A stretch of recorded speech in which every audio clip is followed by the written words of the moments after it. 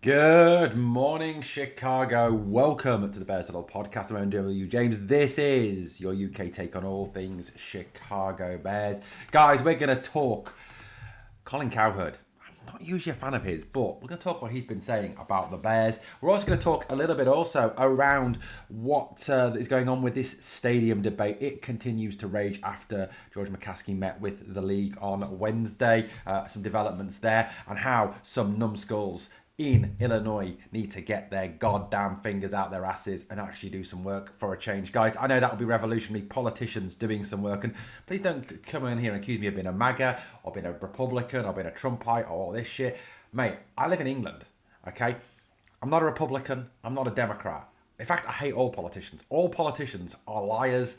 All politicians are useless. All politicians are about as much use as a dog turd. They really genuinely are. They're only in it for one person and one person alone, themselves. And I'm reminded of what Robin Williams once said, the great Robin Williams. He said, if you want to know why a politician votes the way he does, get him to start wearing a jacket like a NASCAR driver that carries all his sponsors on. Then you'll see why he votes the way he does in votes in the House or in the Senate. Guys, I think that's a great point from Robin there. Right, we're also going to talk that. We're also going to talk as well why I don't think the Bears will make any further additions on the edge or the line this season, guys. So welcome to your morning roundup. Please, of course, like, comment, share, and subscribe to the channel. Help us to continue to grow our UK, US, across that pond community here. Guys, we're fast approaching 600 subscribers. I'd love to get to 1,000 before the start of the new season. The faster we get to 1,000, the more we can do with the channel. Right, guys, it's just so you know, it's a Colin Cowherd warning. He's coming. He will be here. He will be here very soon. Right, look, Colin Cowherd. I am not usually a fan of Colin Cowherd. I think sometimes he talks a whole lot of horse shit. I really do. But I've got to say, I did like his take on his podcast the other day when he talked about the Chicago Bears. And Colin, there he is. Oh, it's Colin Cowherd. He's starting to talk very positively about the Bears. And we know he's a bit of a fan of Caleb Williams as well. We know he likes Caleb. So, guys, this is what Colin had to say about the Bears on his podcast. Let me know your thoughts. I hope you can hear this. 4. Listen, I think their first 2 draft picks are home runs. Dylan Tinneman and Iowa center Logan Jones are going. Iowa centers last a long time in this league. Everybody can say they didn't get a rush end. Yeah, but boy, did they upgrade their offense again. And this right now is an offensive franchise. Their young receiving group is going to grow. Add Sam Roush, arguably best blocking tight end that allows them to play more 13 personnel. This team lost to the Rams in a playoff game in which the Rams literally played perfect. No drop passes, 1 or no penalties, no turnovers. This team will vie for the NFC Championship. Guys, what do you think of that? That's what he says. This team will vie for the NFC Championship. I certainly hope that he is correct on that one. But I think he does make some very good points in what he says. And it's nice to see that he's rating us for. That was his top 10 teams. He was ranking the top 10 teams. He did rate the Lions, actually, as well as very highly. I didn't actually get to number 1. I kind of stopped after 4 at Bears. I'll be interested to see who he put as number 1. I'll find out. Get back to you on that one. But he makes some great points. Home run picks. Dylan Thieneman is a home run. This guy is different class. He will come in and make such a difference. He will give that flexibility to that back end, to the secondary that Dennis Allen loves. We know how Dennis loves to scheme crazy things with his secondary, with his defensive backs. Dylan Thieneman will certainly bring that. Dylan can play safety. He can play slot. He can play a number of different positions. And he is a hard, physical, in-your-face guy. Monsters of Midway on the way back through Dylan Thieneman. And he's right with Logan Jones. Look, I'm not saying I loved the Garrett Bradbury pickup. I got the Garrett Bradbury pickup, why they went for Garrett Bradbury. It was a need to bring in a veteran centre. Garrett Bradbury was available. He was probably a cheaper option when you haven't got a lot of money. You don't want to overpay for the likes of Linderbaum and Beardish. So, look, it's a sensible pick. But I do subscribe to this thought that actually, you know what, Logan Jones could actually start to play this coming season. Logan Jones could actually be a possibility to start at some point this season. And I do think that Logan Jones, who was, after all, the best centre in this draft. Forget Sam Hecht, forget Jake Slaughter. Logan Jones, statistically and awards-wise, was the best center in this draft, guys. He was. And during his 51 games starts during his time at Iowa, didn't give up a single sack or a single pressure. This is a solid guy. And he's right on that one. He talks about Sam Roush. Now, look, I was not a massive fan of the Sam Roush pick. But, look, you sit down, the cold light of day, you look at why, we look at how. Now, the Bears love to play 12 and 13 personnel. We know that. That's a big part of Ben Johnson's offense. Durham Smythe moved on. He's gone to Baltimore to link up with Declan Doyle. Fair play to him. Cole Kmet, obviously, and Colston Loveland are number 1 and 2. Colston Loveland, tight end 1. Got to say, love that boy. You know, makes me want to love you. I'm not going to sing the Mario song. Do not worry. I'm not Colston Loveland. And my girlfriend hates the song anyway, so I'm not going to sing it. But look, he comes in and he will enable Ben Johnson to play more of that 13 personnel. He is, as Colin said, the best blocking tight end coming out of this draft. So, and it's also, I think, future planning. Cole Kmet will not be a Bear, I don't think, forever. He may still be here this season and next, but after that, who knows? And Sam Roush could be the guy to step up. You know, we are an offensive-minded franchise. Look, I get, as a Bears fan, you are used to the monsters of Midway. You are used to the defenses.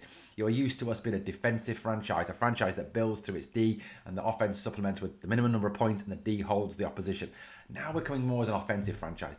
We have an offensive-minded head coach. We are paying substantial amount of money to. We're giving him the weapons to do what he wants to do, to win games and to dominate. And one of the things he spoke about, if you remember at the start of last season, was the fact that he wanted to put 30, 40, 50 points on teams. And I think that is why we did what we did. Roush and Logan Jones. I'm still not a fan of Xavier Thomas, but, you know, that could change. Depends how he plays. But, guys, look, I think Colin, 4th, we're going to vie for the NFC Championship. But he's right about the Rams. They played basically the perfect game. And we still ran them close. And we still, apart from that one interception, apart from DJ quitting on his route, we could have won that game. We still could have won that game, guys.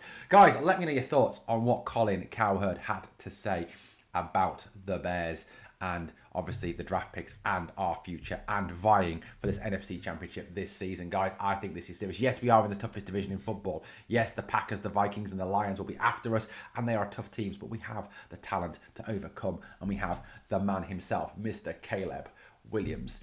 Guys, right, let's talk stadiums. Oh my God, yes, stadiums. Arlington Heights. That's a nice little pool, that is. Go for a swim in that. The Arlington Heights former racetrack. Now, George McCaskey had a meeting with the league on Wednesday over the stadium and what is going on with the stadium. Now, we know that the mega projects bill is still winding its way through the Illinois General Assembly. That's what officials have said after they met as well. And when the George McCaskey met with the league, he pretty much spelled out that there are only 2 options for the Bears in terms of stadiums. That is Arlington Heights and Hammond, Indiana. They are the only 2 options on the table. That is what George McCaskey has said. Okay, so it's only going to be out of those 2 options.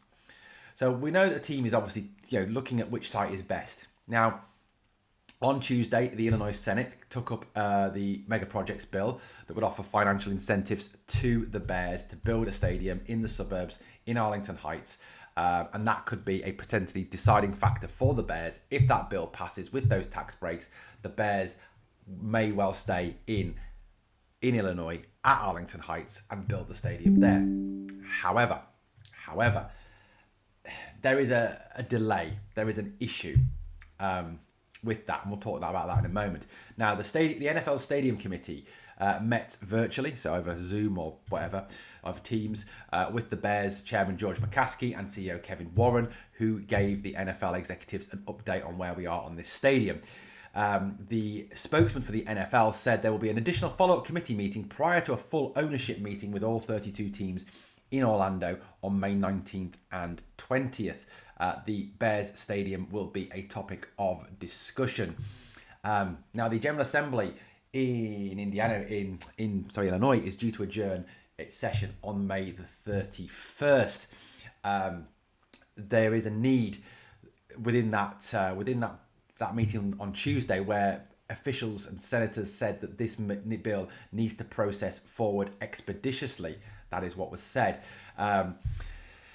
The NFL committee, also apparently said that Illinois legislature needs to continue to work to move the process forward for this to be a viable option for the Bears to build their new stadium in the state of Illinois at Arlington Heights. However, as I said earlier, there could be an issue with this.